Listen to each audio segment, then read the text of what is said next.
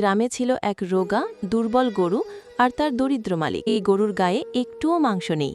মালিকটাকে খুব ভালোবাসত, কিন্তু দুজনেরই খাবারের অভাব ছিল। একদিন মালিক ভাবল, এইভাবে আর কতদিন? শহরে যাই, কিছু উপার্জনের চেষ্টা করি। তারা দুজনেই শহরের দিকে রওনা হলো। শহরে ঢুকতেই কিছু মানুষ গরুটিকে দেখে হেসে উঠল।